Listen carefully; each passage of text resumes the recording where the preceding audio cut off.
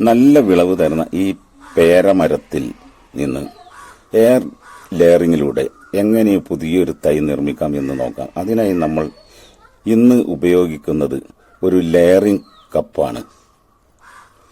ആദ്യം നല്ല ആരോഗ്യമുള്ള ഒരു കൈവിരലിന്റെ വണ്ണമുള്ള ഒരു കൊമ്പ് തിരഞ്ഞെടുക്കുക. അതിനുശേഷം ഒരു കത്തി ഉപയോഗിച്ച് ഏകദേശം 1 ഇഞ്ച് നീളത്തിൽ കൊമ്പിന്റെ തൊലി വട്ടത്തിൽ ചെത്തി മാറ്റാം. ഉൾഭാഗത്തെ വെളുത്ത നിറം കാണുന്നത് വരെ നന്നായി ചുരണ്ടി വൃത്തിയാക്കണം.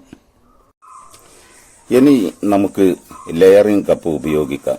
കപ്പിനുള്ളിൽ നനഞ്ഞ ചകിരിച്ചോറ്, അതായത് കൊക്കോ പീറ്റ്, നന്നായി നിറച്ചതിന് ശേഷം തൊലി മാറ്റിയ ഭാഗത്ത് കൃത്യമായി അതിന്റെ മധ്യത്തിൽ വരുന്ന രീതിയിൽ കപ്പ് കൊമ്പിൽ ഉറപ്പിക്കുക.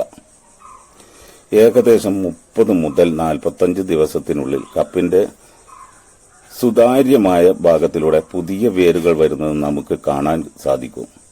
വേരുകൾ നല്ല പോലെ ബലം വന്നതിന് ശേഷമേ നമുക്ക് കട്ട് ചെയ്ത് മാറ്റാൻ പാടുള്ളൂ.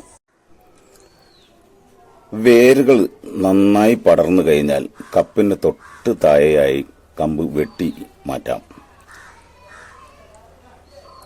സാവധാനം തുറന്ന് വേരുകൾക്ക് കേടുപാടുകൾ സംഭവിക്കാത്ത നമുക്ക് പുതിയ ഒരു ഗ്രോ ബാഗിൽ നന്നായി നട്ടതിന് ശേഷം ഒരു തണലത്തേക്ക് മാറ്റി നിർത്താം.